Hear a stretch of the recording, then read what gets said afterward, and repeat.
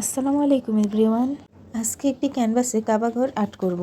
ফার্স্টে পেন্সিল দিয়ে কাবাঘরটি আর্ট করে নিলাম, তারপর উপরের অংশটাকে ব্ল্যাক কালার করে নিলাম।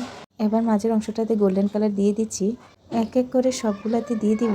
বিকেলবেলা ক্যানভাসটা আর্ট করতে বসেছিলাম, সন্ধে হয়ে যাওয়াতে ওই দিন আর কমপ্লিট করতে পারি নাই, তাই পরদিন বিকেলবেলা আবারও ক্যানভাসটা নিয়ে বসে গেলাম। এই পেন্টিংটা কমপ্লিট করতে আমার মূলত 3 দিন সময় লেগেছিল। অনেক দিন ধরে ভাবছিলাম আমার দেয়ালে একটি কাবাঘর লাগাবো, তাই অনেক শখ করে এটা আর্ট করতে বসেছিলাম। এখন যে কাজটা দেখছেন এটা আমার জন্য অনেকটা কঠিন ছিল, বুঝতে পারছিলাম না এটা কিভাবে করব। এই কাজটাতে আমার আম্মু আমাকে অনেক হেল্প করেছে। আমি তেমন ভালো পেন্টিং করতে পারি না, যতটুকু পারি চেষ্টা করি ভালো আঁকার।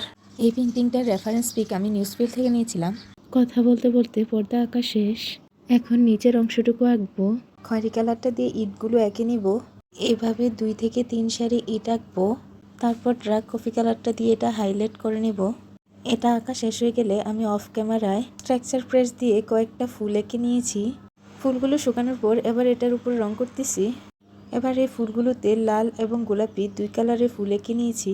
এবার ফুলে কালার করা শেষে কিছু পাতা এঁকে দিচ্ছি। কমপ্লিট হয়ে গেল আমার পেন্টিংটি। কেমন হয়েছে সবাই অবশ্যই কমেন্ট করে জানাবেন। ধৈর্য সহকারে সবটা ভিডিও দেখার জন্য ধন্যবাদ।